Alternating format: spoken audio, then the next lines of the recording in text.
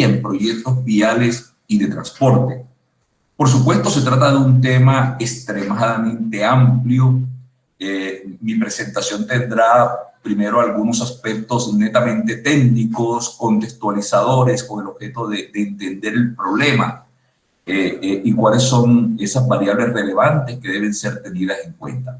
Y al final de la presentación ya haré unas consideraciones específicas sobre el rol del interventor en este tipo de proyectos. Por supuesto, se trata de que sea una jornada interactiva, o sea, siéntanse ustedes en toda la libertad, con toda la libertad de hacer preguntas, de hacer cuestionamientos. Yo voy a tratar de compartir con ustedes mi conocimiento y mi experiencia, bueno, de 30 años, gracias a Darío por decir 20 años, realmente son 30 años de experiencia que tengo en estas temáticas.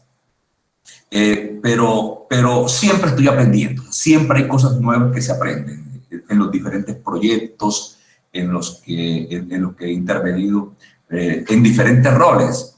He estado en el rol del contratista, o sea, del ejecutor del proyecto, en el rol del interventor y también en el rol de la entidad. Y es que no olvidemos que son 4 actores fundamentales que hay en un proyecto. Está por una parte el contratante, el dueño del proyecto, que en la mayoría de los proyectos viales y de transporte es el Estado, en la mayoría de los casos.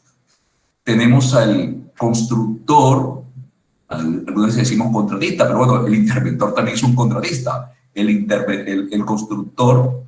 Tenemos la comunidad, porque son proyectos que finalmente van a servir a una comunidad. O sea, el proyecto es para que una comunidad lo disfrute, una vía, un sistema de transporte es para que una comunidad lo disfrute. Y el interventor, que actúa como enlace entre todos ellos. Entonces, dentro de esta filosofía vamos nosotros a realizar nuestra presentación. Entonces, permítanme compartir la pantalla para que ustedes puedan ver la presentación que me va a servir como guía esta mañana. Entonces vamos a conversar sobre esa interventoría en proyectos viales y de transporte. Y yo quiero iniciar con esta diapositiva con la que yo suelo comenzar prácticamente todas mis conferencias e incluso algunos de mis cursos. Y es que la ingeniería de transporte, que es el área amplia dentro del cual nos encontramos, es la aplicación de unos principios científicos, tecnológicos, que se aplican a la planeación, el proyecto funcional, la operación y la administración de las distintas partes de cualquier modo de transporte. Fíjense que estamos en una perspectiva multimodal, que estamos aplicando unos conocimientos científicos, tecnológicos a las diferentes partes del proyecto. Pero ¿qué es lo que se pretende con ello? ¿Qué es lo que busca un sistema de transporte? ¿Qué es lo que busca una vía? ¿Qué es lo que busca un puerto? ¿Qué es lo que pretende un aeropuerto? Lo que pretende es proveer la movilización de personas y mercancías, así que estamos centrándonos en el individuo y también las cosas que los individuos necesitamos, la mercancía. Y queremos, además, que esa movilidad de las personas, de las mercancías, se haga cumpliendo con unos requerimientos. Queremos que sea segura. Entonces, la seguridad es una premisa fundamental.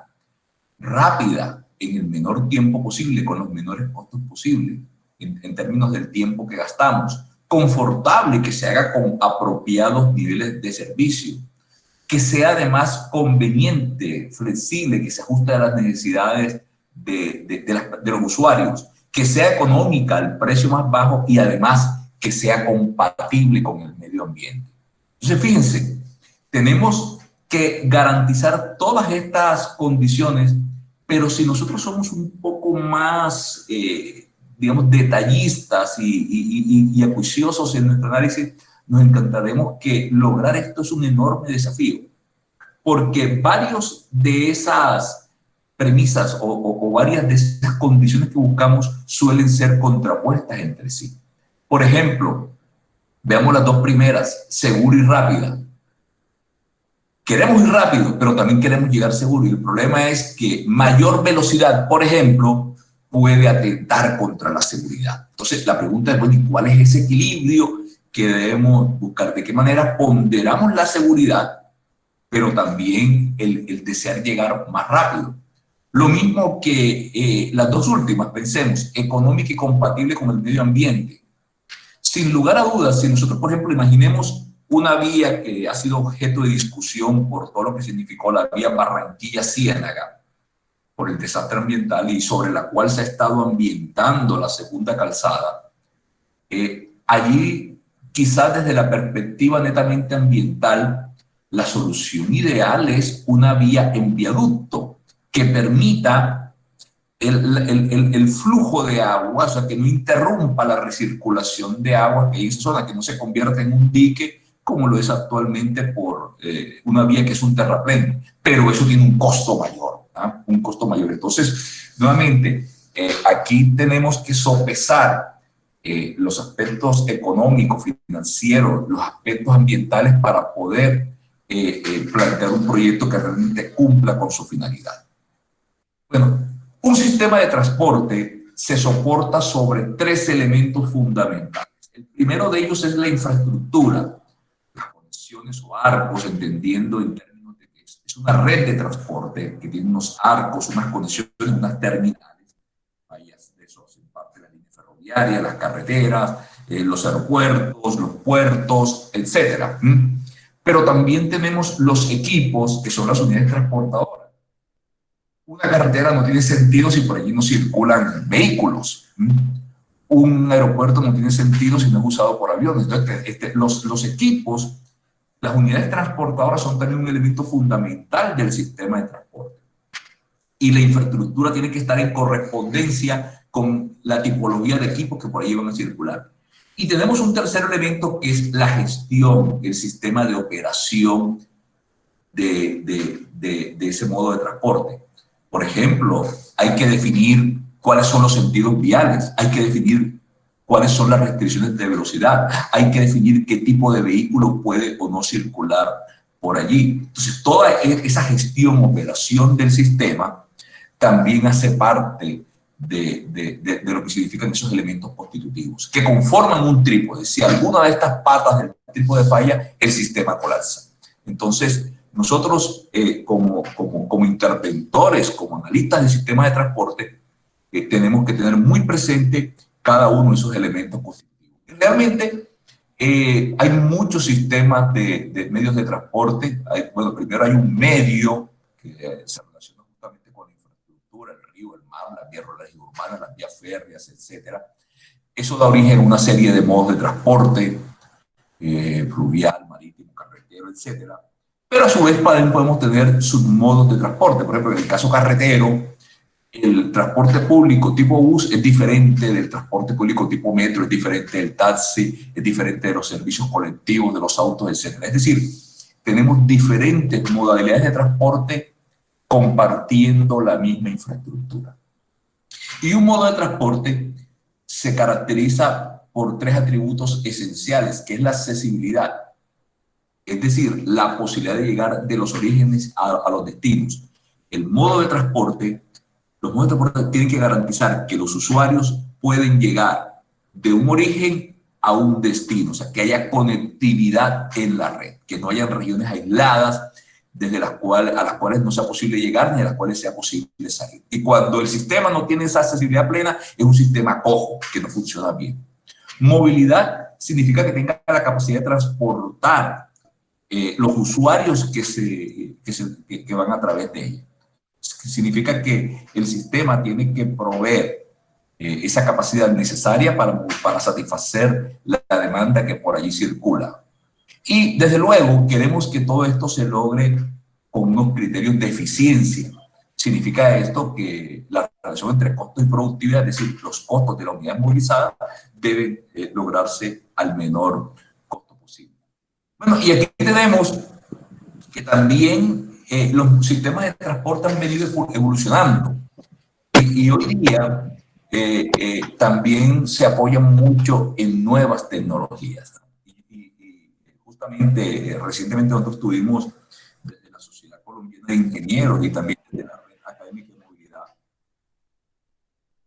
una serie de foros y de entrevistas y de conversatorios con diversas autoridades nacionales y el país por fin ya está dando pasos hacia la incorporación de los sistemas inteligentes de transporte, ITIs por sus siglas en inglés. Y de lo que se trata precisamente es que todas esas tecnologías que ya han llegado y que han invadido nuestra vida diaria también puedan ser aplicadas en forma efectiva para los sistemas de transporte. Y ese va a ser un desafío de los interventores de los próximos años. También tendrán que tener un conocimiento en tecnología. Por ejemplo, ya esto de los casetas de peaje, como las conocemos, irán desapareciendo porque simplemente todos los peajes serán electrónicos. Las vías además tendrán también dispositivos que permitan comunicarse con los vehículos. Así que el desafío tecnológico que se viene es inmenso.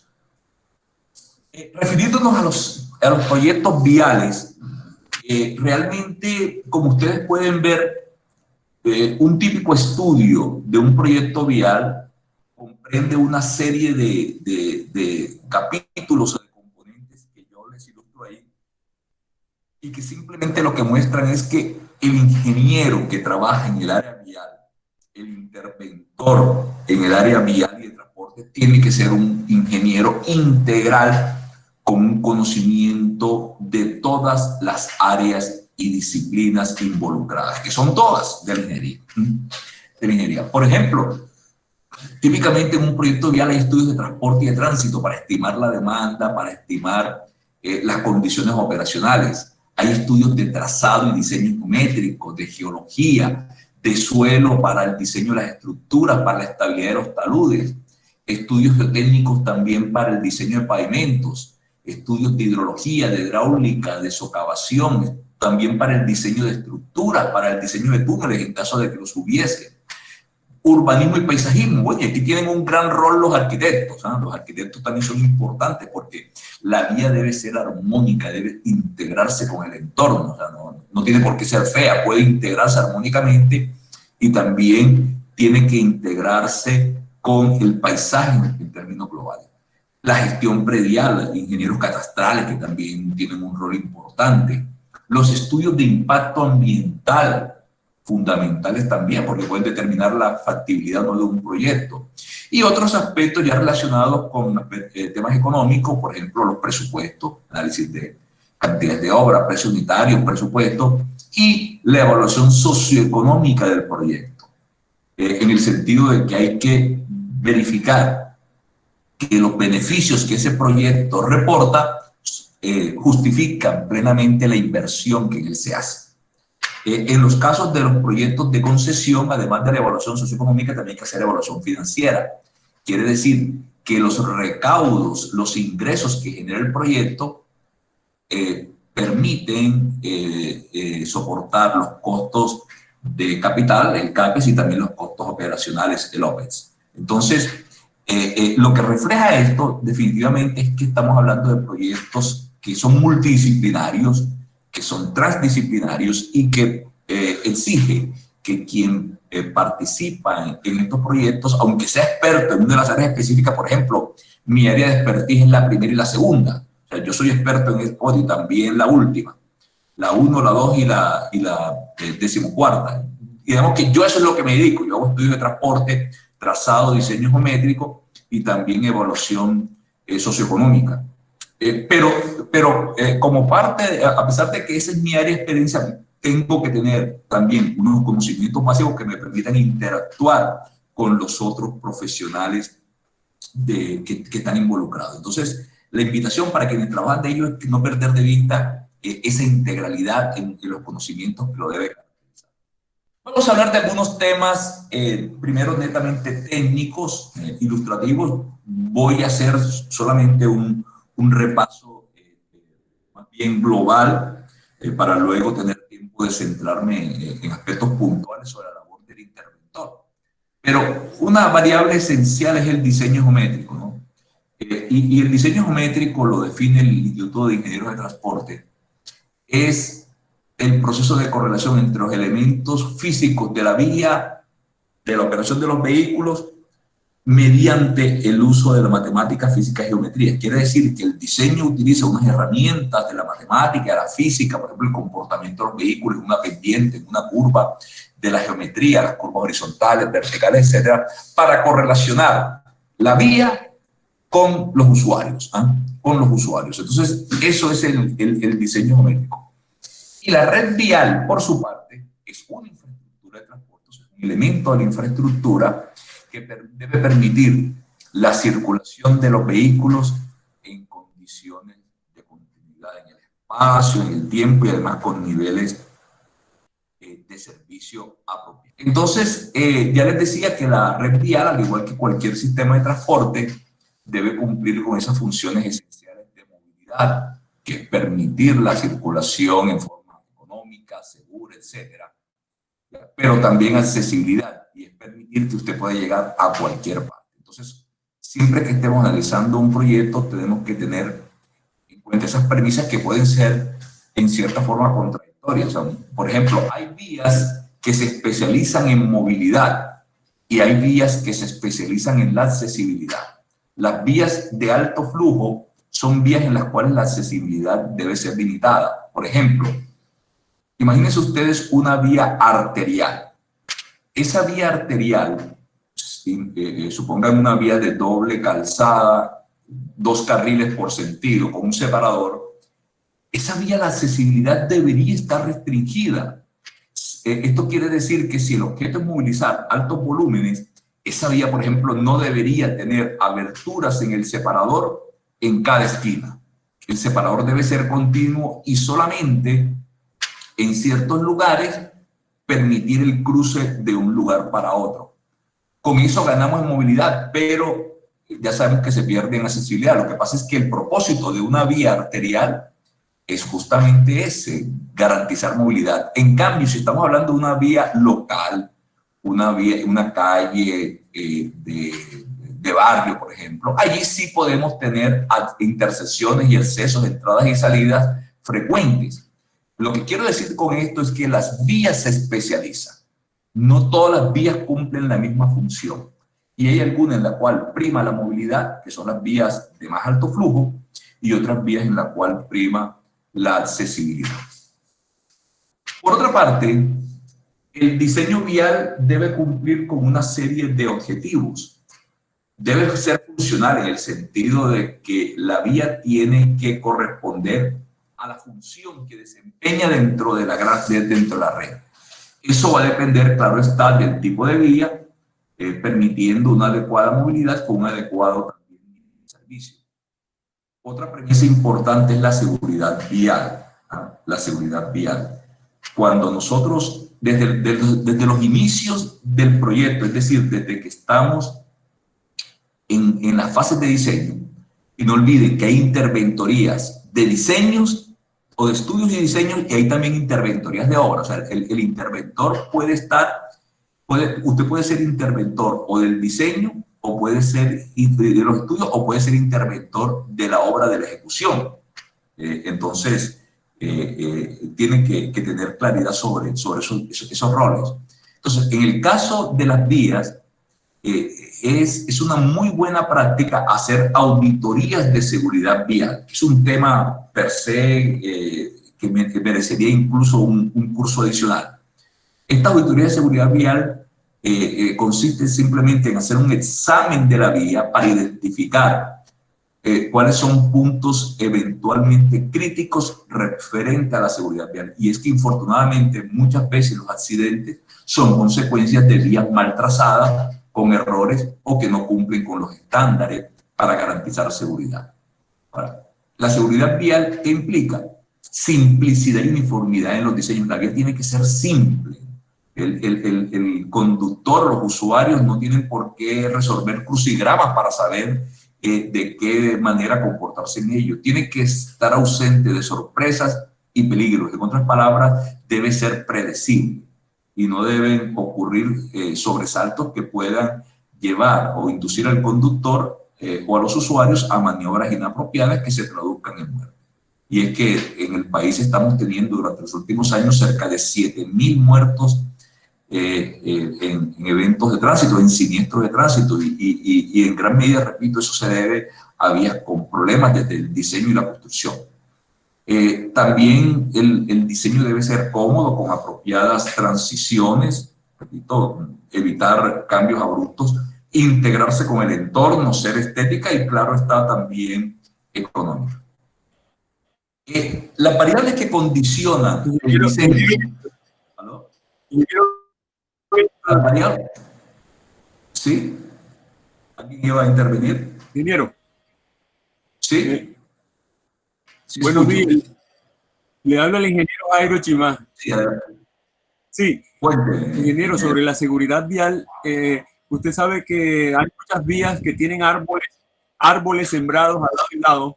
Son muy bonitos, pero son los mayores causantes de accidentes. Creo que ahorita el Ministerio de Transporte o Invías sacaron una resolución para ampliar un poco las zonas de seguridad de las carreteras, o las bermas, no las bermas, sino la zona de seguridad. O sea, lo mejor sería no tener árboles en las carreteras. Absolutamente, absolutamente. Miren, sí, hoy se habla de vías perdonadoras. Precisamente en estos días estamos en la oficina, en mi oficina de ingeniería, realizando un contrato para la Agencia de Seguridad Vial que consiste en hacer auditorías de seguridad vial, o sea, vías ya construidas. Y una vía debe ser perdonadora. ¿Qué significa esa expresión perdonadora? Significa, primero, que debe minimizar la posibilidad de un accidente, de que ocurra un siniestro. Ya, por ejemplo, una vía con problemas de visibilidad, con curvas muy cerradas, con cambios abruptos en el diseño, es una vía que induce accidente, que genera posibilidad de accidente. Entonces, y segundo, condición de una vía perdonadora es que si ocurre un evento, tiene que minimizar la consecuencia. Entonces, tener obstáculos fijos al lado del camino, por ejemplo, un árbol, un poste ahí al lado del camino, es un elemento que va a agravar la ocurrencia o va a agravar el evento, el accidente. Entonces, durante algún tiempo a la gente le parecía ecológico, bonito tener una vía con grandes árboles al lado, y la gente dice, se ve bonita porque me da sombra, pero esto es un error. En vías rurales, en carretera, no se deben tener de ninguna manera árboles próximos al camino. Deben estar separados por lo menos 10 metros del borde de la calzada. Más aún, usted, por ejemplo, hay muchas vías donde usted se puede dar cuenta que en las zonas de Boscolver, donde hay un Boscolver, donde hay un puente, pusieron un muro, un murete para protegerlo. Un murete. Ese murete también se constituye en un elemento fijo, en un obstáculo que si un vehículo tiene una maniobra errónea y se encuentra, puede también agravarlo. Entonces, las vías deben ser flexibles. Si hay un poste, el poste no debe ser un poste de concreto, sino debería ser un poste apernado, de tal manera que si un vehículo lo choque, el poste caiga y no que sea un elemento fijo de manera tal que si lo hacemos flexible, vamos a minimizar la consecuencia. En otras palabras, una vía no debe tener obstáculos fijos en su proximidad. ¿Ya? Esa observación es muy importante. Y en eso tenemos, infortunadamente, muchísimos errores de cosas que no hicimos bien. Entre los factores de diseño y unos factores externos que incluyen pues todas estas variables topográficas, geológicas, geotécnicas, el tránsito, las condiciones ambientales, climáticas, el drenaje, los desarrollos urbanísticos, si es que nos encontramos en entornos urbanos, aspectos socioeconómicos, que no hay que perder de vista, las propiedades, los predios y aspectos también institucionales. Y hay otros que ya sí son más, digamos, endógenos o en cierta forma el diseñador puede definir como las velocidades, las condiciones operacionales, la estética y también la tipología vial. Para el diseño geométrico hay varias normas que son aplicables, ¿no? Por una parte, y a veces las personas tienen un poco de confusión sobre qué normas aplicar. Nosotros en el país tenemos unas normas, un manual del INVIA que ya tiene varios años y que ya se ha revisado. Pero una cosa importante, el manual de INVIAS solo aplica para carreteras rurales, no aplica para vías urbanas. ¿Ya? Los criterios que están allí de anchos de carriles, de verbas, etcétera, aplican es para vías rurales, no aplican para vías urbanas.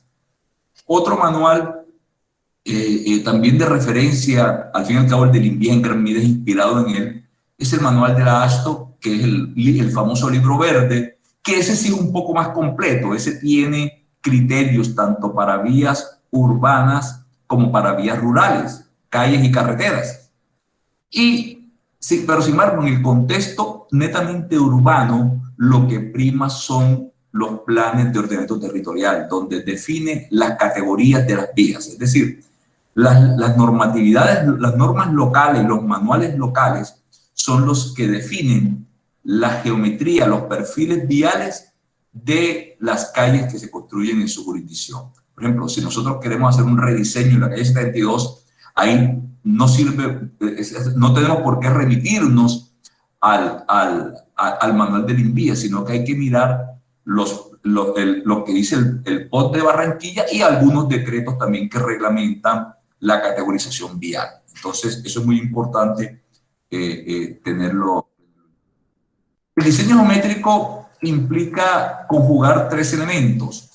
Esos tres elementos son, ustedes lo pueden ver aquí, el alineamiento horizontal, que es la vista en planta, el alineamiento vertical, que es simplemente un desarrollo en el perfil, y la sección transversal. Esos tres elementos son sencillamente los que van a conjugar el diseño geométrico, horizontal, vertical y de la sección transversal. Pero además de ello, hay una serie de diseños complementarios, no solamente la geometría de la vía, sino también los pavimentos, la señalización, los drenajes, las estructuras y planes de manejo de tránsito, que durante el proceso de construcción, como sabemos, se va a generar o a causar una perturbación en la movilidad en el entorno del proyecto. Entonces hay que diseñar un plan de manejo de tránsito y esta es otra responsabilidad importante del interventor. El interventor debe aprobar, y revisar y aprobar y sugerir mejoras para el plan de manejo de tránsito, a fin de minimizar, repito, el impacto que se genera durante la construcción de las obras. Bueno, este es un plano típico de algún proyecto en el cual estuve involucrado hace algún tiempo, un típico plano planta-perfil. Este es, digamos, el producto del diseño geométrico, donde se aprecia aquí el alineamiento horizontal. Bueno, este es un diagrama de transición del peralte, perdón, el elemento vertical, aquí está el elemento horizontal con todos los elementos correspondientes. En el caso de una interventoría de diseño, o sea, si usted es un interventor del diseño, lo que tiene que verificar es que este diseño cumple con los estándares exigidos, es decir, que los radios de curvatura, que las pendientes, que los peraltes, etcétera, estén en correspondencia con los estándares de diseño. Y en el caso de que usted sea el interventor de la construcción de una vía, por ejemplo, usted debe iniciar su trabajo revisando los diseños, o sea, revisando los planos. Y es posible que encuentre algunas inconsistencias que ameriten que el diseño sea revisado e incluso modificado, ¿eh? Pero el interventor siempre debe iniciar su trabajo revisando los diseños, revisando los planos, si estamos hablando, repito, de una interventoría de construcción. Ahí debe iniciar su trabajo. Debemos también tener en cuenta esto, ¿no? Que una vía tiene una serie de fases, una serie de etapas. Una primera fase de prefactibilidad, que son, digamos, estudios generalmente de bajo costo, casi siempre con información secundaria. Luego se sigue una siguiente fase, que es la factibilidad, que es el anteproyecto preliminar, digamos, ya con un poco más de información. al final de la factibilidad nosotros diremos, ¿vale o no la pena seguir para el proyecto? Y si es así, ya pasamos a los diseños definitivos, que es la fase 3. La construcción debe ser con planos de fase 3, que son planos de diseño definitivo. A mí a veces me causa escozor cuando se abren licitaciones para construir con planos y con diseños que no corresponden a la fase 3, sino que en el mejor de los casos esquemas que podrían aplicar para la fase 2. Y claro, eso implica alta incertidumbre, entonces a veces le toca al constructor y por supuesto también al interventor casi que elaborar los diseños definitivos atrasando los proyectos. En verdad, solamente se debería proceder a contratar la construcción si es que se tienen diseños, planos en fase 3, porque si no, el proyecto arranca mal, se hace eterno y empiezan a surgir una serie y con razón, ¿no? Una serie de controversias entre los involucrados en el proyecto. Sí. Sí, adelante. Ingeniero. Adelante. Ingeniero, por esos diseños muchas veces inadecuados, faltos de fase 3, es que toda la vida han atacado a los ingenieros y al gremio en general diciendo que esta carretera parece que mandaron al burro por delante y por donde fuera el burro, por ahí va la carretera. Bueno, sí, infortunadamente. Esa comparación, ¿no? Esta carretera parece que la diseñó fue el burro que mandaron por delante para que caminara por ahí iba la carretera, por donde fuera el burro. Mire, nosotros siempre hemos insistido, y seguramente a varios de mis colegas que han participado en este seminario, la he escuchado hablar, los proyectos deben seguir una hoja de ruta. Hay que respetar cuidadosamente todas esas etapas, que haya una prefactura, una factura. Pero ¿qué pasa? Infortunadamente muchas veces, y las decisiones no son, créanme, la mayoría de los casos de los ingenieros, sino que son de la autoridad política, que quiere mostrar gestión y para él lo importante es abrir la licitación, pero cuando un proyecto se adjudica sin que hayan los planos y los diseños de fase 3, eso va a ser una fuente de controversia y un enorme problema para la supervisión, o sea, para la labor del interventor. Porque, ¿qué ocurre? Si los diseños tienen enormes errores y toca modificarlos o hacerlos, lo más probable es que las cantidades de obras y las especificaciones que se tenían, con las cuales se adjudicó el contrato, no correspondan a lo que en realidad hay que ejecutar.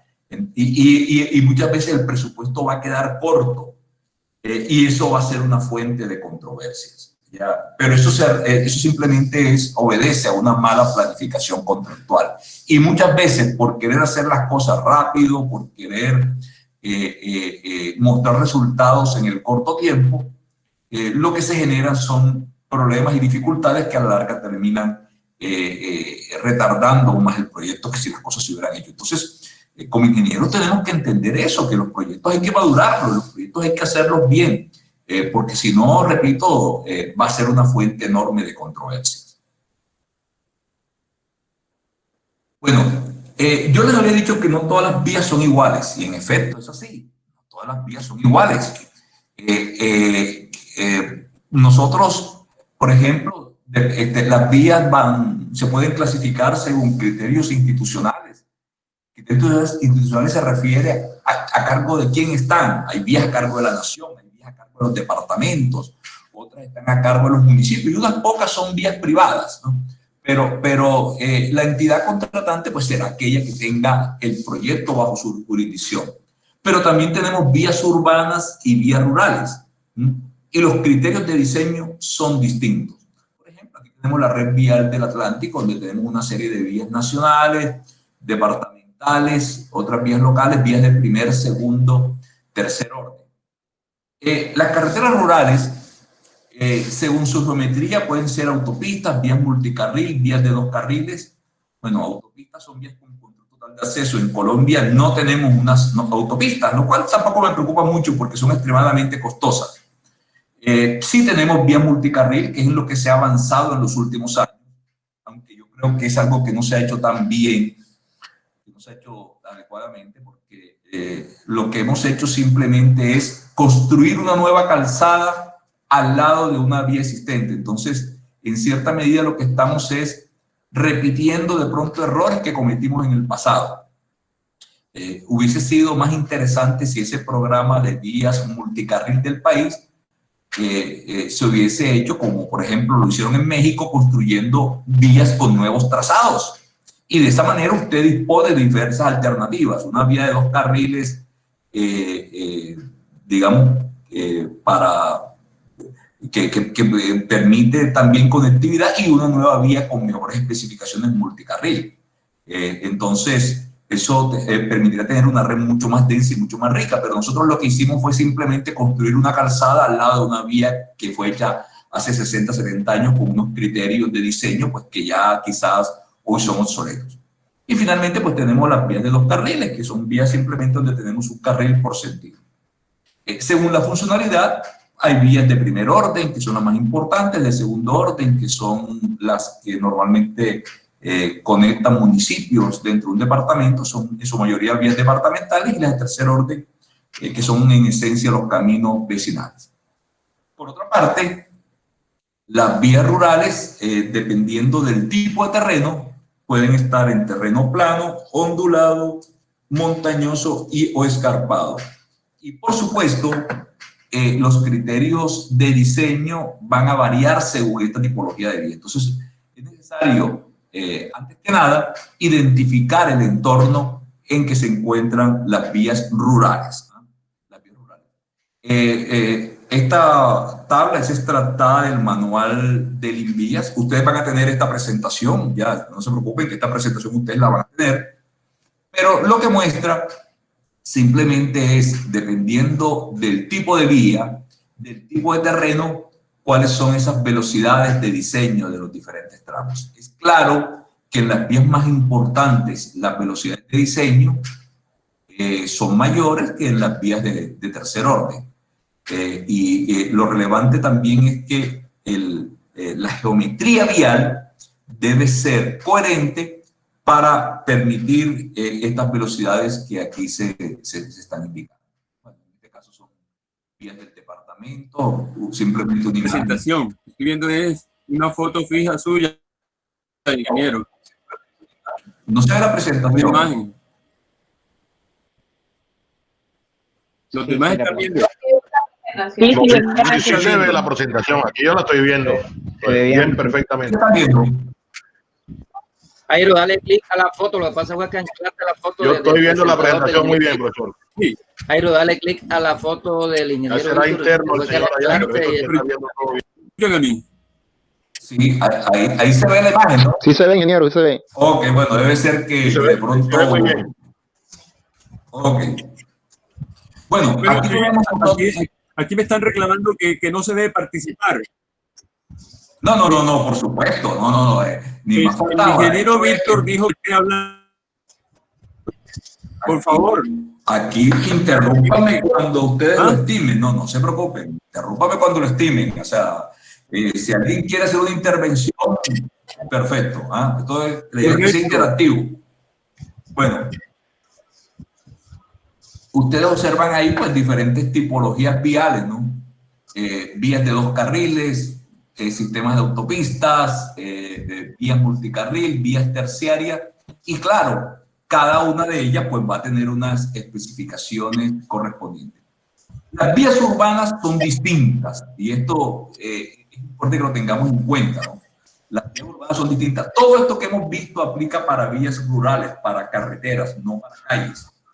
Entonces, en vías urbanas tenemos unas vías que hacen parte del sistema vial primario, que son en esencia las arterias principales y secundarias, que normalmente están definidas en los planes de ordenamiento territorial. Son vías en las que predomina la movilidad Sobre la accesibilidad, tenemos otras vías que hacen parte del sistema vial secundario, que arrancan con las vías colectoras, que incluyen las vías locales, vías semipeatonales, peatonales y también las ciclovías. En el contexto urbano, fíjense que tenemos muchos usuarios, tenemos peatones, tenemos ciclistas, tenemos usuarios de transporte público y es necesario proveer espacios para todos ellos.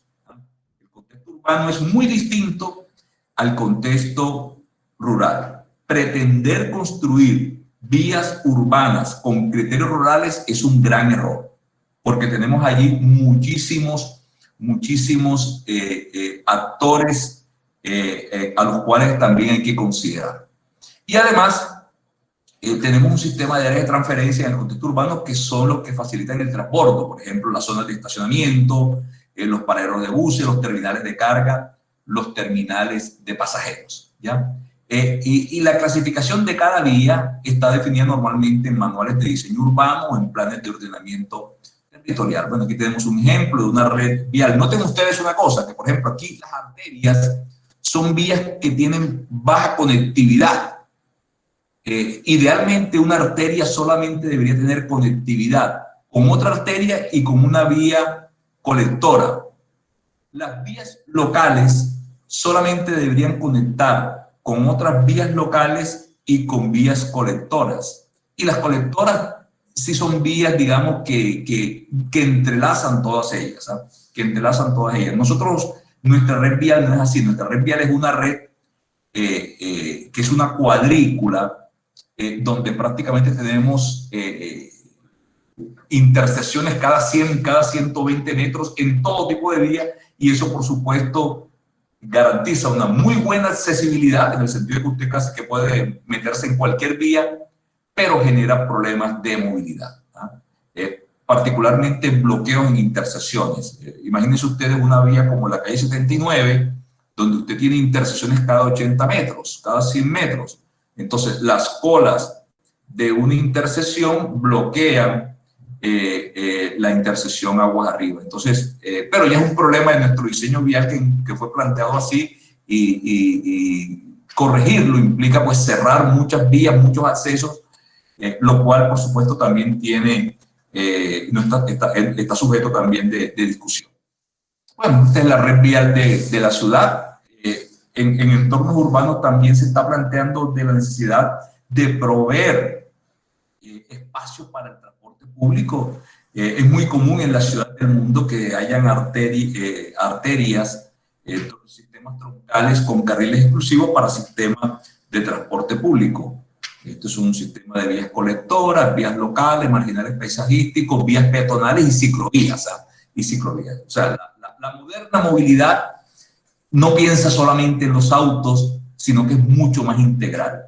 Tiene en cuenta los diferentes usuarios de la vía. Y, por ejemplo, los espacios peatonales, que buena falta que nos hacen, también son espacios que permiten revitalizar la ciudad y que le dan un cierto dinamismo. Son zonas para disfrute de los peatones. Un tema no menor es el derecho de vía. El derecho de vía. ¿Qué es el derecho de vía? El derecho de vía es la longitud entre líneas de demarcación, o sea, la zona de espacio público, lo que hay de línea de propiedad a línea de propiedad. Y ese espacio no solamente destinado a la calzada, o sea, no es solamente destinado para los vehículos, sino que ese espacio hay que repartirlo entre los diferentes usuarios de la vía. Ahí hay que involucrar también andenes, o sea, espacios que son para el peatón, ciclovías si fuera el caso. Pueden tener también separadores, zonas de protección ambiental para un mobiliario urbano, para zonas también de jardines, si es que se quiere también un adecuado paisajismo. ¿Quién reglamenta ese derecho de vía? O sea, ¿de qué depende ese? Bueno, depende obviamente del tipo de vía, pero en el caso urbano depende de lo que está establecido en los planes de ordenamiento territorial o en los decretos que lo regulan, según la clasificación de la vía. Y en las carreteras hay una ley que yo diría que es la ley más vulnerada y que más veces, digamos, es violada en el país, que es la ley 1228 del año 2008. Esa ley define cuáles son sus derechos de vía. Por ejemplo, para una vía de 2 carriles, define que ese derecho de vía es de 30 metros. No, y en algunos, bueno, eso depende del tipo de vía, es una vía de segundo orden. En algunos casos 60 metros, depende del tipo de vía.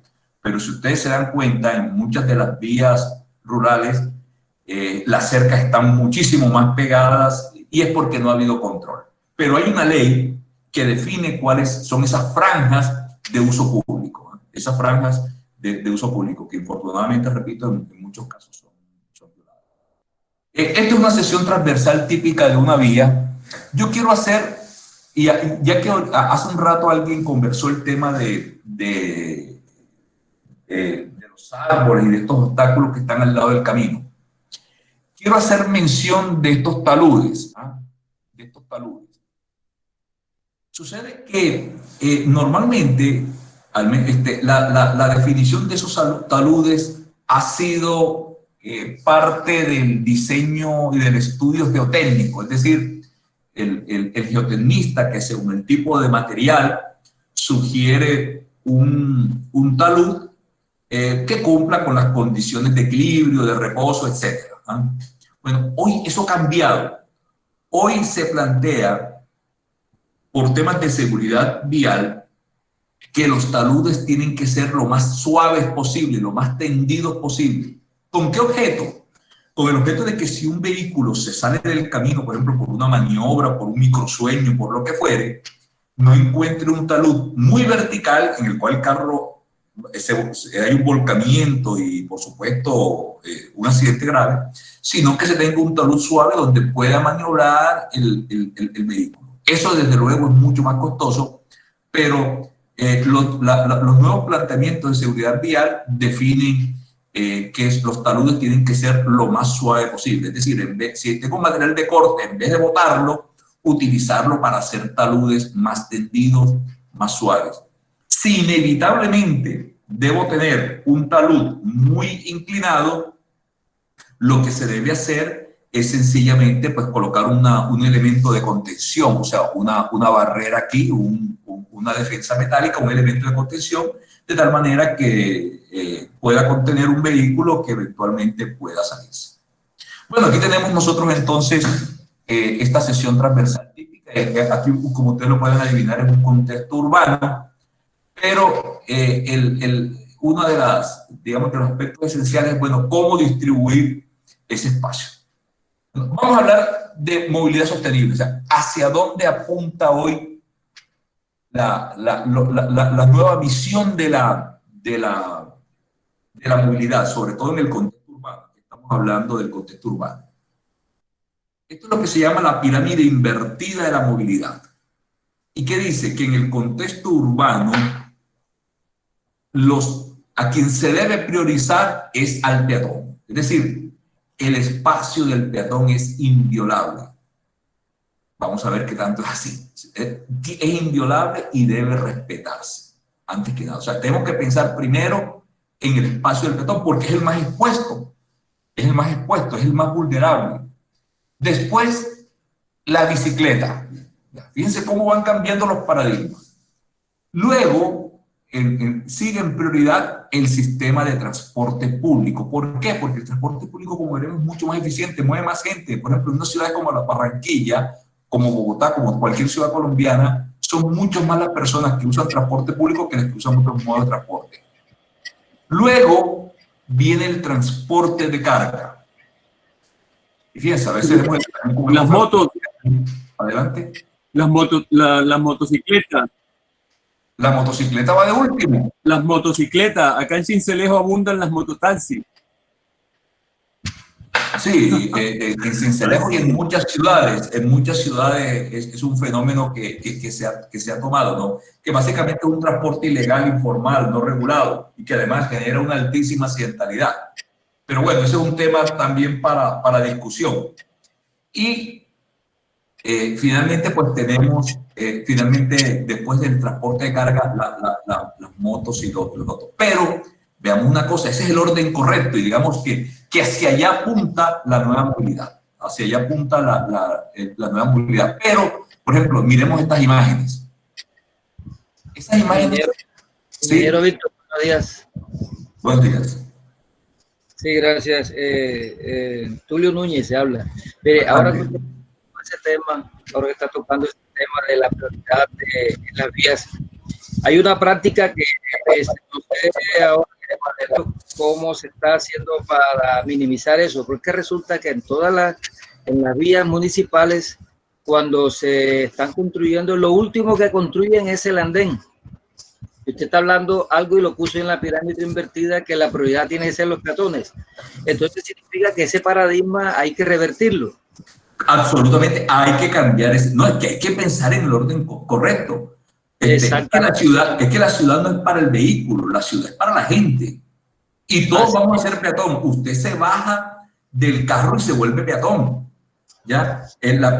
Usted sale a caminar, todos salimos a caminar. Los andenes deben ser continuos, y el ancho suficiente. Pero ¿qué ocurre? Usted muchas veces ve que los andenes se interrumpen porque, por ejemplo, arrancan la rampa para ir al semisótano desde mucho antes y entonces se pierde la continuidad del andén.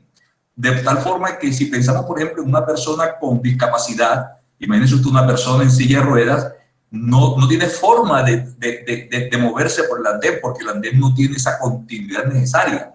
Entonces, los andenes tienen que ser amplios y continuos. No puede encontrar una sucesión de escalones, de desniveles. Los andenes deben ser continuos. Entonces, por ejemplo, observemos esto.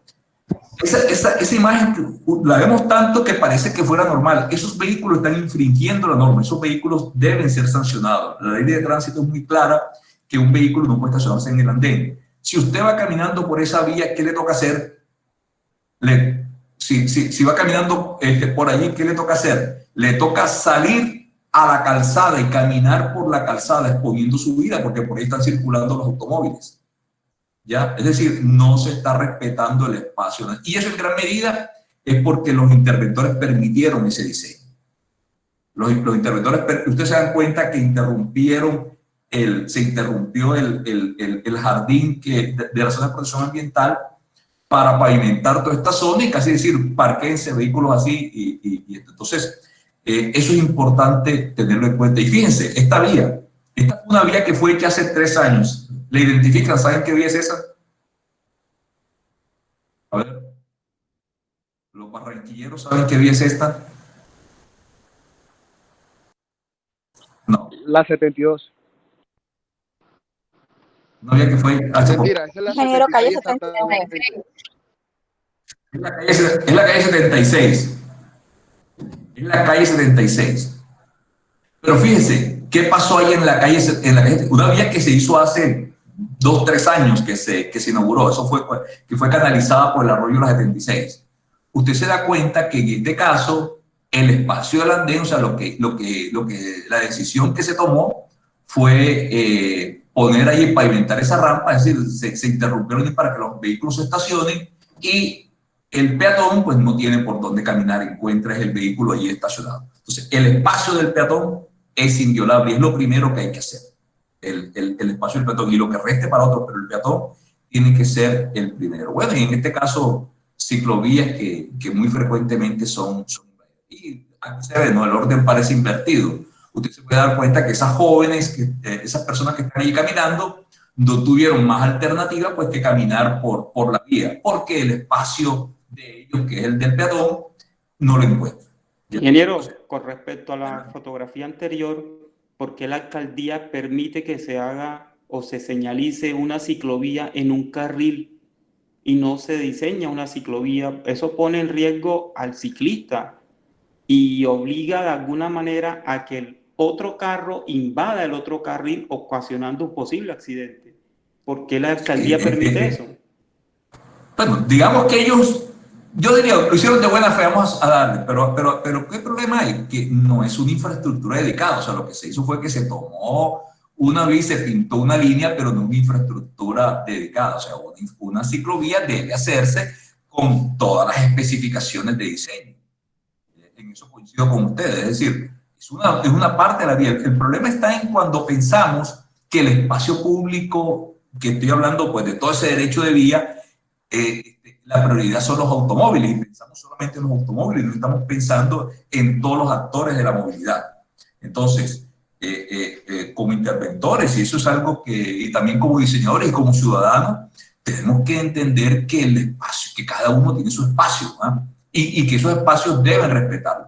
Entonces, buenos diseños deben involucrar facilidades para que todos los usuarios puedan desplazarse, puedan disfrutar de esa infraestructura de manera segura, no como en este caso. Yo les había comentado, adelante. Sí, sí, y con el permiso suyo, es que estos espacios como el que tenemos ahora de este curso son los que debemos aprovechar para promocionar dentro de todos los que estamos asistiendo. Yo insisto nuevamente en cómo es en la construcción de las vías urbanas. Hay vías que las construyen y queda la vía construida sin andén. Entonces nosotros como profesionales de la construcción, profesionales de ingeniería civil, estos espacios que tenemos ahora los aprovechamos para insistir en que cada uno de nosotros tiene que ser un exigente de que en los andenes, en la construcción de las vías, sea lo primero que se haga para, como usted dice, proporcionarle la seguridad al peatón. Y discúlpeme que sea insistente, pero este es el espacio para que entre todos pues tengamos ese paradigma, lo echemos atrás y empecemos a construir primero los andenes y después las vías. Muchas gracias. No, y yo coincido plenamente y muchas gracias por enfatizar en ese mensaje, ¿no? Y es que así debe ser, ¿eh? O sea, la pregunta es, ¿vamos a priorizar el ser humano o vamos a priorizar una máquina? Que en este caso es el automóvil. Además, recuerden una cosa, en Colombia solamente el 20% de las personas tiene automóvil. Yo cuando cuando a alguien le pregunto cuántos carros usted cree que hay en Colombia, a veces la gente me dice números, pero que sale toda lógica. Piensen ustedes en un número. Recuerden que Colombia es un país de 50 millones de personas. ¿Cuántos automóviles cree usted que hay en el país? Yo he escuchado gente que me dice 30 millones, 40 millones. No, en Colombia no superan los 6 millones de autos. Con operación 6, 7 millones de autos, es lo que hay en Colombia. Uno por cada 11, 12 personas. Motos, más o menos lo mismo, 7 millones de motocicletas. Bueno, matriculadas, muchas de ellas no están circulando, o sea, existen en papeles, pero en Colombia la gran mayoría de las personas no tienen automóvil. Y aunque así fuera, oye, todos al final vamos a ser peatones y el peatón es alguien expuesto. Entonces, no puede ser que dejemos un andén de 50 centímetros y además con un poste en la mitad, pensando solamente en el espacio de los autos. Yo les comento algo. Yo hace un par de años, bueno, la oficina mi oficina, diseñamos un manual de diseño urbano para la ciudad de Cali. Diseñamos el manual ¿y saben qué encontramos? Buscamos muchos referentes y hicimos simulaciones. En el contexto urbano, carriles de 3 metros funcionan perfecto. Carriles de 3 metros. Entonces, ese paradigma de que el carril tiene que ser... hay gente que quiere aplicar la ley 105 que entre otras cosas planteó, a alguien se le ocurrió que los carriles en vías rurales tenían que ser todos de 3,65, que es 12 pies, algo que me parece absurdo. Aunque en el manual después de diseño pues ya hay algunos cambios, y quieren aplicar ese mismo concepto para las vías urbanas. En las vías urbanas, carriles de 3 metros bien demarcados funcionan perfecto, de 3 metros. Les voy a dar un ejemplo, la calle 72. La calle 72, las calzadas son de 6 metros. O sea, son carriles de 3 metros y funcionan bien, los dos carriles. Más aún, carriles angostos tienen una gran ventaja y es que disminuyen, se convierten también en unos reductores de velocidad. Con carriles angostos la gente va más despacio, o sea, y en una vía urbana no queremos que la gente corra, queremos que vayan a 40 kilómetros por hora, no 80. Entonces, carriles de 3 metros funcionan perfecto, pero si se piensa que el carril tiene que ser de 360, pues lo que hacemos es que ese espacio se lo restamos al peatón. Y no, lo que tenemos que hacer es, primero que nada, el espacio del peatón y después lo redistribuimos lo que quede para los automóviles. Pero hacemos lo contrario, pensamos en un pavimento ancho y al peatón pues, le dejamos 50 centímetros, en el mejor de los casos, en muchas circunstancias. Bien, sobre el proceso de planificación vial, como hemos visto, las vías deben ser planificadas, hay que planearlas porque estamos invirtiendo muchos recursos que deben ser justificados plenamente con los beneficios que el proyecto va a generar. Y ustedes ven aquí estas etapas de un proyecto, tenemos unas etapas de preinversión. Estos son estudios, ¿ah? Estos son estudios. ¿Cuál es el propósito de la etapa de preinversión? Definir si vale la pena o no continuar con el proyecto. Porque al principio alguien tiene una idea de un proyecto, a mí se me ocurre hacer esta vía o este proyecto. Eso se perfila, se hace un estudio de prefactibilidad y factibilidad, y como resultado del estudio de factibilidad decimos, ¿vale o no la pena? ¿Qué pasa si decimos, oye, el proyecto no es factible? ¿Se perdió la plata? No, no se perdió la plata, porque estos estudios son relativamente baratos, no es que sean gratis, pero no son tan costosos. Entonces, si ese dinero que invirtió nos sirvió para decir, oiga, no siga adelante porque va a ser un desperdicio, valió la pena hacerlo. O sea que no se puede decir que un detrimento patrimonial porque los estudios de factibilidad dijeron que no era factible. No, ese es el propósito. Ahora, si es factible, ahí sí pasamos a la etapa de inversión, que inicia con el diseño definitivo, que son la fase 3. Ahora, si se hacen estudios de fase 3 y no se construye, en mi concepto, ahí sí hay detrimento patrimonial, porque se supone que se hacen diseños definitivos es porque ya tomamos la decisión de invertir, porque ya tomamos la decisión de invertir. Y el proyecto no termina el día que cortamos la cinta y lo inauguramos, sino que hay que hacerle mantenimiento, o sea, hay una etapa operacional, ¿eh? Fíjense que en la medida en que vamos avanzando en las etapas de ese proyecto, nosotros cuestan un poco más, pero también vamos reduciendo la incertidumbre. O sea, cada vez, cada etapa de un estudio cuesta más, pero la incertidumbre la reducimos. Es decir, que la idea es que si el proyecto sigue todo este proceso y llega a etapa 3, las incertidumbres son menos. Pero si hacemos un proyecto y nos lanzamos a la construcción con bosquejos, con esquemas o con muñequitos, como a veces ocurre, simplemente sin ese nivel de detalle, la incertidumbre es más alta y eso va a dificultar enormemente la labor de construcción. Bueno, no todos los proyectos son iguales, ¿eh? No todos los proyectos son iguales. Hay proyectos de construcción que son en esencia pues obra nueva. Hay otros que son de mejoramiento, que es mejorar las condiciones de una vía. Otros que son de rehabilitación, que es para restablecer el nivel de servicio, un pavimento deteriorado, por ejemplo. Y otros que son de mantenimiento, que pueden ser rutinario, mantenimiento periódico. Entonces, dependiendo de la naturaleza del proyecto, usted puede ser interventor de cualquiera de esos, pues las actividades que se van a realizar son diferentes.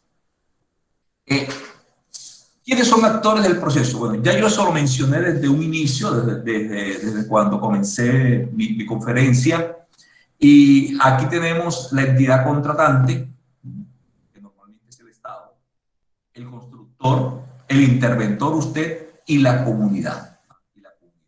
No perdamos de vista la comunidad. A veces vemos la comunidad como unos tipos allí con intereses ocultos, ¿no? Finalmente la vía es para ellos, ¿sabes? La vía es para ellos.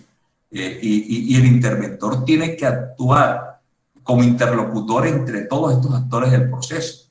Es más, yo como interventor suelo en estos proyectos, previo al inicio, hacer reuniones con la comunidad. Los cito a la iglesia o en el salón comunal y explico el proyecto, o sea, que la gente lo entienda, que la gente lo conozca. También lo suelo hacer en los planes de manejo de tráfico, en los PMT. Los reúno, les explico, hago antes. La comunidad tiene que estar informada. ¿Por qué? Pues porque si no empiezan también a generarse un ambiente negativo, que siempre va a haber alguien complicado, pero si no tienen un interlocutor, no encuentran en el interventor un interlocutor empiezan una serie de murmuraciones, se crean cadenas de WhatsApp y empiezan a decir cualquier barbaridad. Entonces es bueno que esos canales con la comunidad se mantengan. O sea, yo soy amante de interventorías de puertas abiertas, donde la comunidad, incluso tener una línea para que la gente pueda llamar, preguntar, lo que fuere, sobre todo en contextos urbanos donde hay altas densidades poblacionales. Así que no le tengan miedo a eso, no le tengan miedo a la comunidad. Ingeniero. Sí. Ingeniero Víctor. Adelante. Ingeniero Víctor. Sí. Yo le quiero hablar de la idoneidad del interventor. Porque resulta que acá tenemos un proyecto en Florencia, en Sincelejo, que yo lo he puesto de ejemplo de lo que no se debe hacer, más bien, tanto en los acueductos, alcantarillados, en la seguridad industrial, en el manejo ambiental, bueno, y también en los pavimentos ha tenido problemas. Y resulta que el director de la interventoría es un arquitecto con 30 años de experiencia, pero no es la persona idónea. Y la ley 400 de 1997, que el código era el NCR 2010, 2000, creo que era, decía que los ingenieros y los arquitectos pueden ser directores de obra o de interventoría. Pero posteriormente otra ley, que es la 842 de 2003, estableció ya las responsabilidades de ingenieros y arquitectos. Los ingenieros se encargan de la parte estructural y los arquitectos de la parte no estructural, es decir, acabados y esas cosas. Incluso un fallo de la Corte Constitucional, que los que lo quieran anotar, se llama el C-193 de 2006, también estableció claramente las responsabilidades o la labor que puede desempeñar ingenieros y arquitectos. Entonces, creo que todavía a estas alturas, muchas alcaldías, municipios, no sé si gobernaciones también, sí, las gobernaciones también lo hacen, meten arquitectos a ejecutar obras de ingenieros. Y allí está esa falta de idoneidad, pues me parece que trae consecuencias muy negativas para las obras. Sigue, ingeniero. Bueno, yo quiero hacer un comentario respecto de lo que ha mencionado, ¿no?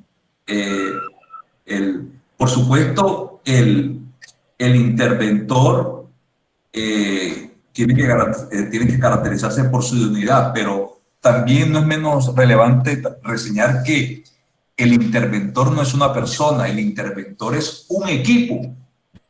Es un equipo. Entonces, digamos que el director sea un arquitecto con experiencia, bueno, que más o menos conozca aspectos generales, pero es que como parte del equipo debe haber un experto en cada una de las áreas específicas que dé soporte a las decisiones. ¿Ya? Eso es importante. O sea, que el interventor no es un ente individual, no es un sabelotodo que sabe de temas hidráulicos, de saneamiento ambiental, de pavimentos, de estructura. Es alguien que tiene una visión global, pero debe tener un equipo. Realmente debemos hablar de un equipo interventor, de una serie de expertos que aporta su experiencia y su conocimiento para ello. Y bueno, sí, infortunadamente, y no podemos desconocerlo, pues muchas veces las interventorías y los pliegos no se hacen de la forma más transparente. Eso es algo que infortunadamente pues, ocurre, y definitivamente si no existe esa idoneidad, existe una alta probabilidad de que la obra, como usted dice, finalmente sea un buen ejemplo de lo que no se debe hacer. Bueno, la vía implica la construcción de una vía implica una serie de etapas. Implica, por supuesto, unas actividades de las explanaciones que básicamente son todas aquellas conducentes a que la vía quede a nivel de su rasante, las etapas del pavimento, la subbase, las bases, la carpeta de rodadura, las estructuras viales, los puentes, los muros de contención, etcétera, las obras de drenaje, las alcantarillas, las cunetas, los disipadores de energía, la señalización y otras obras complementarias. En esto pues hay unas especificaciones técnicas que todo buen interventor debe conocer, y yo les invito pues a que las consulten porque algunas de ellas están disponibles. Por ejemplo, están las normas técnicas del INVIAS, ustedes las pueden descargar en la página de INVIAS, que aplican, pues son normas generales, son especificaciones generales que aplican principalmente a los contratos de INVIAS, pero que muchas entidades los han asumido. Entonces, esas normas actualmente están en un proceso de revisión, pero las vigentes ustedes las pueden consultar y creo que son un buen compendio. Hay otras normas que son de la ASO, hay otras de la ASTM, y también hay algunas especificaciones que han elaborado algunas entidades y que ustedes también pueden considerar. Entonces, mi invitación es a que descarguen de la página del INVIA estas especificaciones, y como interventor, lo primero que hay que hacer es, por supuesto, leerla. ¿Qué consideraciones importantes han de observarse durante la construcción de vía? Primero, hay unos aspectos fundamentales de salubridad y ambiental. Debe haber un programa de salud ocupacional, seguridad industrial, un programa de salud ocupacional. Debe haber seguramente una persona asignada por la Administración de Riesgo de Profesionales que diseñe un programa de salud. Los trabajadores todos tienen que tener su equipamiento, tienen que tener su casco, sus botas, los guantes, es decir, que se vea, si hay trabajos en altura, pues las personas tienen que estar certificadas con ese propósito. Todos esos requerimientos hay que cumplirlos, porque si ocurre un accidente, un evento, yo no diría un accidente, muchas veces la palabra accidente pareciera que fue algo fortuito, y muchas veces no es algo fortuito, sino que no se dieron las condiciones para garantizar la seguridad. Eso es algo por lo cual tiene que ver al interventor. Y no olvidemos que las actividades de construcción son actividades de alto riesgo. Estamos trabajando con materiales pesados, estamos trabajando con equipos, estamos haciendo excavaciones, existe el riesgo de derrumbe, con objetos muy pesados. Entonces hay que garantizar ese programa de salud ocupacional. Y también los aspectos ambientales. Hay que verificar si la obra requiere licenciamiento ambiental, que las canteras todas tengan sus permisos y sus licencias correspondientes. En síntesis, un pleno cumplimiento de todas esas normatividades ambientales. Además, disposiciones sanitarias. Los sitios de la obra tienen que ser lo más limpios posible, tienen que estar bien acordonados. Por ejemplo, si uno está trabajando en una obra urbana, y esa obra tiene que estar bien aislada, hay que protegerla, impedir que los peatones estén circulando en medio de ella, hay que definir cuál es la circulación en torno al proyecto. También hay que garantizar condiciones sanitarias, baños para los empleados, etcétera, ¿no? Entonces, fíjense, todas esas disposiciones sanitarias hay que garantizarlos. Además de ello, en el desarrollo mismo de las obras, señalizar la zona de la obra. Que no sea que un conductor llegó y de repente encontró vía cerrada y bueno, ¿y ahora qué hago? No, tiene que haber información, una señalización que le indique cuáles son los planes de desvío de tránsito, hacia dónde debo circular. Tienen que haber paleteros, personas allí que estén guiando, que estén orientando, que estén dando información, que estén regulando. Los equipos, por supuesto, garantizar que se encuentran en buena condición, que cumplen con todos los requerimientos legales, y hay que exigir además y aprobar el plan de organización de los trabajos, el cronograma de obras, el cronograma de trabajo que hay que seguir. Bueno, en el caso ya específico de la ejecución y la medida de los trabajos, porque el interventor tiene la responsabilidad de recibir las obras y autorizar los pagos, no olvidemos que las medidas, los diferentes ítems se miden y se pagan en cantidades ejecutadas y aceptadas por el interventor. Quiere decir que normalmente en los contratos de precio unitario se pagan cantidades de obras recibidas, no parciales, sino recibidas y aceptadas por el interventor. Los pagos, los precios unitarios deben cubrir el costo de todas las operaciones necesarias para la ejecución correcta del ítem. Se paga lo ejecutado y en la unidad convenida. Por ejemplo, los terraplenes. Los terraplenes se pagan en metro cúbico, pero en metro cúbico compactado, es decir, metro cúbico medido en terreno, no se mide en el material como llega suelto, sino el material ya compactado. Entonces, el interventor, acorde con las especificaciones técnicas, deberá evaluar las condiciones del ítem, contrastar con el cumplimiento de la norma. Por ejemplo, si se dice que la compactación es mínimo el 95% del producto modificado, debe hacer esa verificación, por supuesto, con las tolerancias que se indican, y ya verificado este cumplimiento de los materiales, de las condiciones de los trabajos, etcétera, ahí sí se puede proceder a hacer el pago.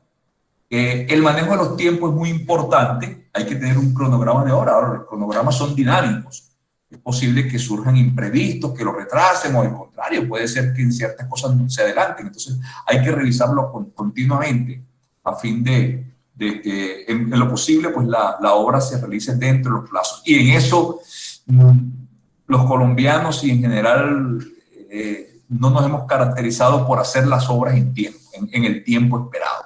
O sea, son muy pocas las obras que se realizan dentro del plazo contractual. En la mayoría hay extensiones o hay actas de suspensión, pero eso en la mayoría de las circunstancias corresponde a problemas en la misma ejecución contractual, en el proceso de planificación. O sea, malas planificaciones lo que nos han llevado a eso, a obras que se alargan, que a veces hay que extenderlas hasta el doble o el triple del tiempo inicialmente proyectado. Bueno, yo voy a pasar muy rápidamente por temas de tiempo. Realmente aquí yo podría demorar todo el día conversando, pero quiero dejar también un espacio para que haya preguntas, para que haya intervenciones de ustedes, discusiones. Voy primero a pasar muy rápidamente por lo que dicen las normas técnicas, ya, pero quiero pasarlo para poder ya referirme específicamente a lo inherente a la labor del interventor. Tenemos nosotros una actividad de explanación, que como ustedes pueden ver son actividades como el desmonte, la limpieza, las excavaciones, los terraplenes, y que su objeto fundamental es configurar la banca, es decir, dejar la vía a nivel de su rasante. Las subbases y los afirmados bases y subbases ya son una capa del pavimento, que se pagan normalmente en metros cúbicos. La carpeta de rodadura, si es en concreto asfáltico, pues también va a depender mucho de la tipología de material que para ellos se utilice. Ustedes ven ahí las actividades típicas, pero también podemos tener nosotros pavimentos rígidos, en cuyo caso, pues, o semirrígidos, que son los pavimentos articulados, que ya tendrán un proceso diferente. Es importante hacer énfasis en lo que les mencioné hace un rato. Las explanaciones se pagan por unidad en la condición en que se miden. Por ejemplo, los cortes se miden en metro cúbico en banco, mientras que los terraplenes se miden en metro cúbico compactado.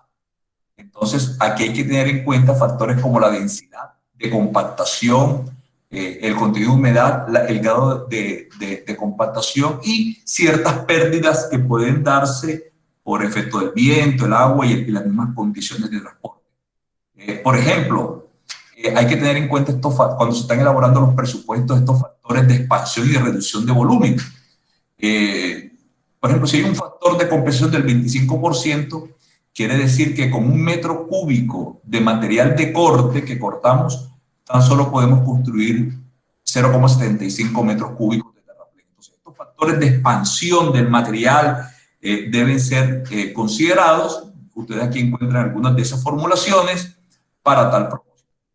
Bueno, todas estas son las explanaciones, que son actividades en esencia de configuración de la subrasante. Ustedes ven aquí las actividades de lo que inversión y replanteo, de desmonte y limpieza, las actividades de demolición y remoción, son actividades en las que aquellos obstáculos que hay, edificaciones antiguas, pavimentos antiguos, etcétera, hay que removerlos y disponer de ellos en forma apropiada. Esa es otra responsabilidad importante del interventor, aprobar los sitios de botadero, es decir, ¿qué hacer con lo que me está sobrando? Claro, también quiero reseñar que en los últimos tiempos y las nuevas tendencias en torno a la economía circular plantean que en vez de desechar los materiales, reciclarlos, reciclarlos. Entonces, muchas veces se premia incluso desde el punto de vista del puntaje para adjudicar una licitación, que se haga reuso de los materiales. O sea, en vez de tirarlos a un botadero, que esos materiales podamos recuperarlos y reusarlos. Bueno, se hacen las excavaciones, se remueven los derrumbes, los terraplenes y pedraplenes, mejoramiento de su rasante, los afirmados, las bases y las subbases, que son capas estructurales del pavimento y cuyo diseño, por supuesto, tiene que respetarse. Los afirmados, las capas de subbase, de base, ustedes encuentran aquí en las normas de INVIA cuáles son las especificaciones que deben cumplir en cuanto a granulometría, desgaste en la máquina de Los Ángeles, límites de Atterberg, consistencia, geometría de las partículas, etc. CBR, o sea que hay una serie de ensayos que hay que cumplir como parte inherente a ese control de calidad. Repito, podríamos extendernos en cada uno de ellos toda la mañana, pero infortunadamente pues el tiempo del que disponemos es limitado. Sin embargo, si alguien quiere que le profundice en algún tema, con el mayor gusto me interrumpe y lo hacemos. Bueno, tenemos las bases estabilizadas, pueden ser con emulsión asfáltica. Las emulsiones han reemplazado los asfaltos líquidos. Los asfaltos líquidos que conocimos anteriormente, como el RC250, el MCD70, ya han sido reemplazados por consideraciones ambientales, y las emulsiones asfálticas pues son los productos más empleados hoy en día. Las mezclas asfálticas pueden ser en frío o en caliente, actividades como la imprimación, el riego de liga, superficies de bajo costo, como en este caso son los tratamientos superficiales, los sellos de asfalto, las lechadas asfálticas. Hay muchas tecnologías de materiales que pueden ser alternativas para el pavimento, y claro, la utilización de uno u otra va a depender del requerimiento y la condición misma de la vía. Por ejemplo, para vías de bajo volumen de tránsito, de pronto puede bastar con un tratamiento superficial, doble o quizás una lechada asfáltica. Ya para pavimentos de vías que están sometidas a altas exigencias de tránsito, seguramente utilizaremos mezclas en caliente de muy alta calidad. Son las mezclas densas en caliente. Les comentaba que una tendencia es la de reutilizar los materiales. Entonces, por ejemplo, el fresado de pavimentos, es decir, en vez de colocar sobre carpeta, dice que anteriormente lo que se hacía solamente cuando se había rehabilitar un pavimento, lo que se hacía era que se sellaban, se reparchaban y se ponía una sobrecarpeta. Y ustedes veían pavimentos que de sobrecarpeta en sobrecarpeta la rasante original quedaba completamente desfigurada. Y encontraba, mire, yo he conocido vías en las que al hacer una excavación he encontrado que la capa de asfáltica tiene hasta 80 centímetros. ¿Y eso por qué? Carpeta sobre carpeta sobre carpeta. ¿Cuál es el problema de esto? Hay varios problemas, ¿no? Primero, uno, desde el punto de vista de la seguridad vial, las cunetas quedan enterradas, porque claro, las cunetas originalmente se hacen coincidiendo con el nivel de la calzada, pero si la calzada empieza a subir, la cuneta queda por allá. A veces vienen y las cunetas se alzan, pero queda la vía en un terraplén sin protección. Entonces, si un vehículo se sale, no va a encontrar una un talud suave, sino que un talud vertical abrupto en el cual puede volcarse. Es preferible fresar. O sea, la fácil es esa. La fácil es simplemente sobre carpeta, sobre carpeta, sobre carpeta. Pero ya hemos visto que eso tiene grandes dificultades. Por tanto, lo que se suele hacer ahora es restablecer el diseño original, para lo cual se fresa el pavimento. E incluso ese pavimento antiguo se puede reciclar.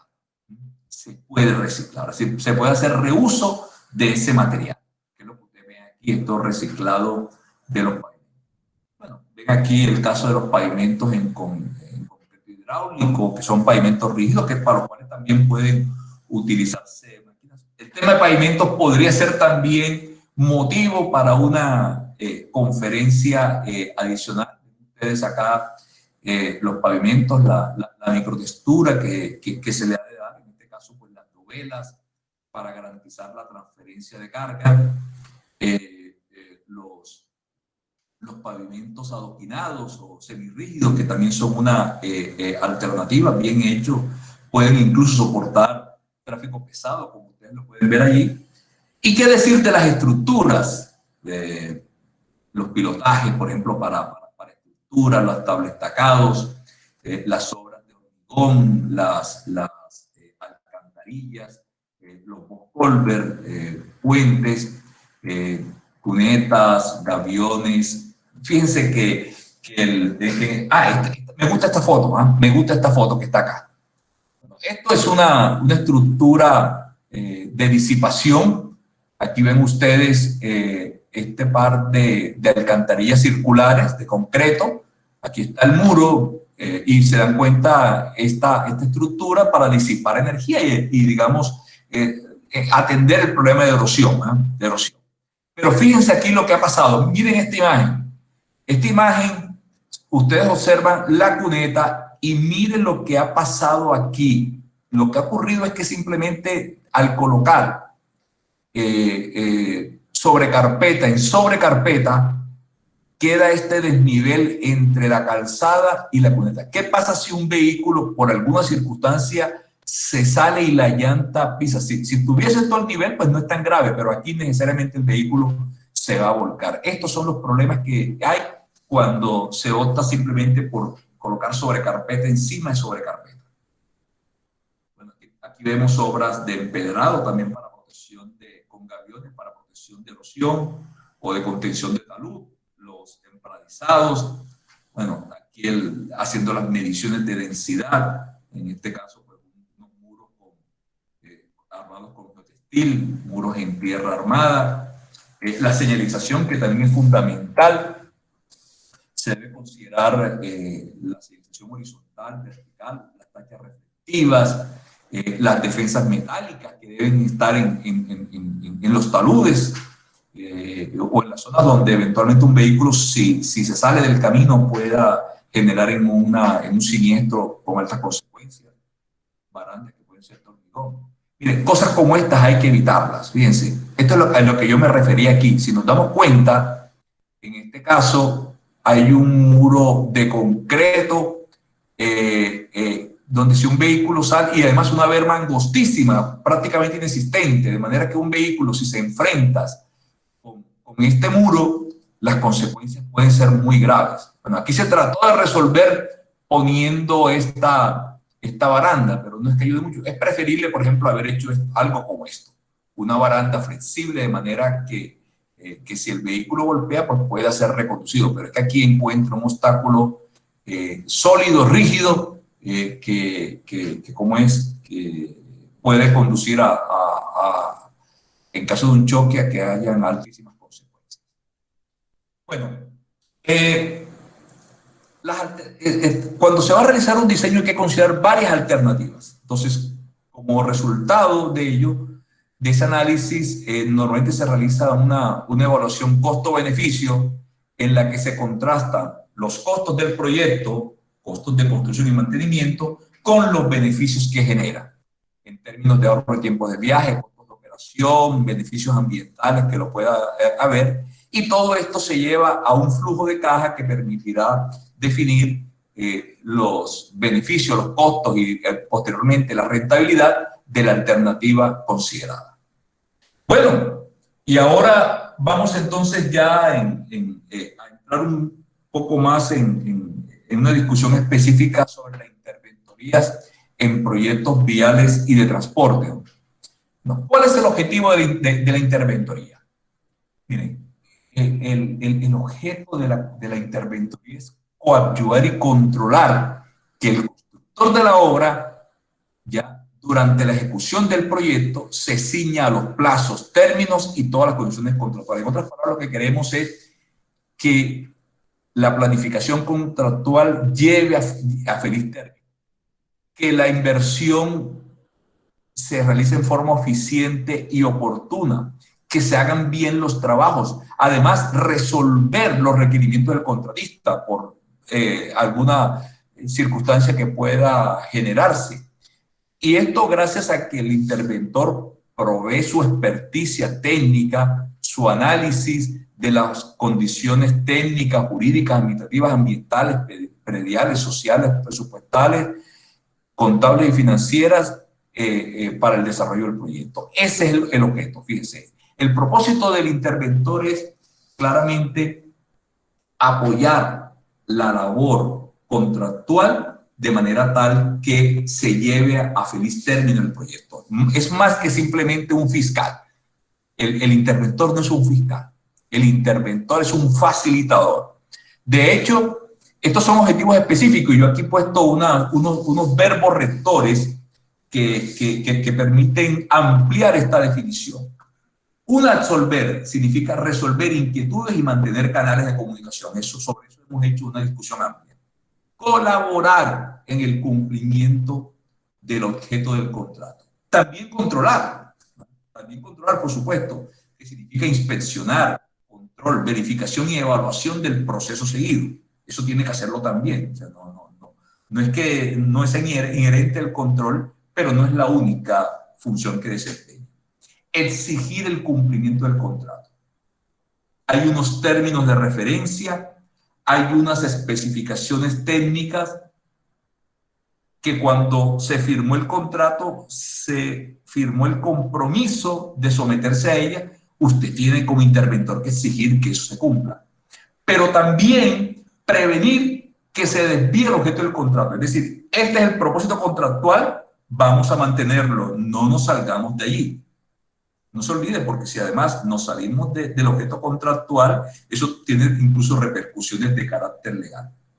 Si se presentan fallas, solicitar que se subsanen y verificar los niveles de cumplimiento. Quiere decir que periódicamente tiene que ir revisando que se están cumpliendo con los plazos contractuales, financieros y todos aquellos establecidos en el plan de trabajo. En ese sentido, la labor del interventor vial es de una gestión que sea armonizante entre el contratante, el contratado, la comunidad, buscando ese cumplimiento en todos los aspectos técnicos, sociales, ambientales, administrativos, contables, aseguramiento de calidad y maximizar, claro está, la relación beneficio-costo. Facultades, es decir, ¿a qué está autorizado el interventor y qué obligaciones tiene? Bueno, primero, tiene la obligación de conocer la normatividad vigente. En otras palabras, tiene que estudiar el contrato y todas las normas que son aplicables. Revisar los diseños. Esa es una obligación que tiene y también una facultad. Requerir al constructor el cumplimiento de las obligaciones y debe hacerlo por escrito. Un buen interventor. Mire, yo les recomiendo una cosa. En la misma página del INVIAS hay un manual de interventoría. Les recomiendo que lean ese manual y también está lleno de formatos donde usted encuentra formatos para todas esas comunicaciones, de formatos de acta. Por supuesto, para mí es muy aburrido y creo que no es el caso aquí yo mencionar todos los formatos posibles que hay, que sea un formato de acta de inicio, que de recibo parcial de obra, bueno, hay de todo lo que ustedes quieran, pero ustedes allí pueden mirarlo, consultarlo. Y el interventor no habla, escribe. Recuerden ese mensaje que seguramente más de un conferencista se los ha mencionado. Debe además impartir instrucciones siempre que sea necesario, recomendar acciones también para mejorar la ejecución. Hace su experiencia, pues decir, oye, mejor procedamos de esta manera, este proceso constructivo podría ser así. Requerir documentación necesaria, por ejemplo, los seguros, las pólizas, los pagos de seguridad social, los permisos, esa documentación también debe seguir, los contratos de trabajo, todo eso puede seguir. Mantener también informado a la comunidad contratante sobre controversia y posibles conflictos. No tiene por qué mantener secretismo. Tiene que mantener informado a su contratante sobre las situaciones que se presenten. Interactuar entre el contratante y el constructor, y también yo agregaría la comunidad. Y no perder de vista que representa los intereses de la entidad ante el constructor y también en cierta forma ante la comunidad. El estricto control de calidad, una condición básica y creo que todos ustedes la tienen sumamente clara. También solicitar explicaciones de conductas impropias. Si él observa una conducta impropia, solicitar explicaciones al respecto. Hacerla notar y solicitar las explicaciones del caso. La seguridad es también una corresponsabilidad del interventor. O sea, eso no es una responsabilidad única del constructor, también del interventor, que haya seguridad. Verificar y aprobar cambios en el diseño. Bueno, si hay cambios en los diseños de algún tipo, pues tendrá que aprobarlos y tendrá que revisarlos y verificarlos. Proyectar las actas del contrato y también elaborar informes periódicos. Fíjense, todos estos son documentos que normalmente los interventores hacen.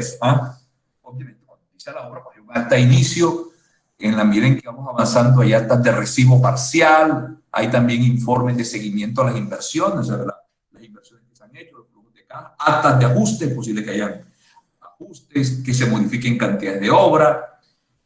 Por supuesto, todo aquello que implique modificaciones en el presupuesto tiene finalmente que ser aprobado por la entidad contratante. Usted como interventor no puede decir, autorizo aumentar un 20%. Bueno, usted puede dar el visto bueno, pero es la entidad finalmente, porque usted no es el dueño del dinero.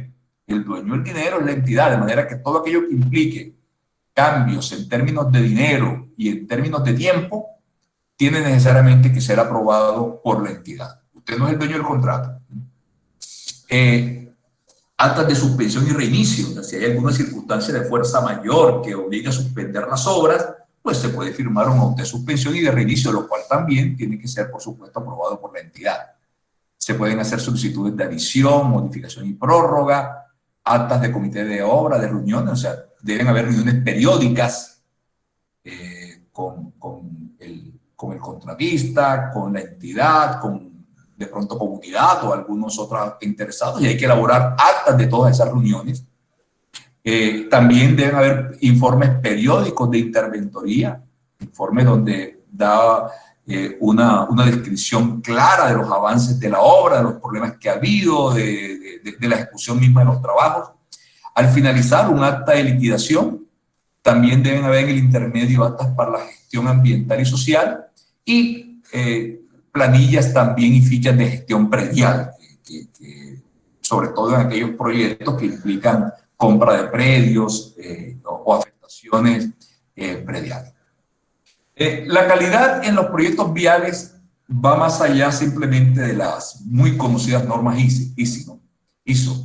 En este caso, el énfasis está en el cumplimiento de las especificaciones técnicas de los estándares ambientales a fin de garantizar durabilidad, estabilidad y seguridad en desarrollo de las obras. Esta imagen, probablemente ustedes han visto algunas similares, lo que nos muestran es precisamente todas esas tareas como las que he mencionado, que fíjense, algunas son financieras, otras son legales, otras son ambientales, los controles que tiene que hacer y que muestran que la labor del interventor es integral y que por supuesto su experiencia permitirá que todas estas variables tan importantes sean atendidas de manera oportuna. El interventor además tiene que contar con un equipo. Yo les había dicho, es un equipo interventor, no es una persona, es un equipo interventor. Es un equipo interventor. Y ese interventor tiene que contar con unos apoyos logísticos necesarios, temas de transporte, de comunicaciones, en laboratorios, en topografía, en equipo especializado, en software, etcétera, ¿no? Tiene que revisar el proyecto, tiene que revisar el presupuesto, garantizando, repito, el apropiado nivel contractual, el cumplimiento previo del objeto del contrato, de los plazos, de los precios, de la forma de pago, las garantías, las pólizas, las multas en el caso de que haya incumplimiento, en el perfeccionamiento del contrato, adiciones que puedan haber, suspensiones, terminación y liquidación. Es decir, en todas estas etapas, en todos estos procesos, la labor del interventor es fundamental. Además también del control laboral, proteger la vida de los trabajadores, ¿ya? Que hay una contratación del personal adecuado, que además el personal sea el prometido, tenga el perfil y la idoneidad para ejecutar los trabajos. Por ejemplo, si hay unos residentes de obra, que la hoja de vida de ese residente efectivamente esté acorde con los requerimientos del proyecto. También el cumplimiento de todas estas normas laborales en cuanto a los pagos de nómina, para fiscales, etcétera, que deben ser revisados por parte del interventor. Y además de ello, pues, el control mismo de la programación de la obra. Hay que exigirle al contratista un cronograma de trabajo y sobre ese cronograma ir contrastando los desarrollos de tal forma que podamos constatar que efectivamente seremos capaces de terminar la obra entre los plazos convenidos. Si se presentan dificultades, pues mirar qué plan de contingencia puede ser implementado para que este no tenga una afectación muy significativa sobre la programación que originalmente se ha hecho.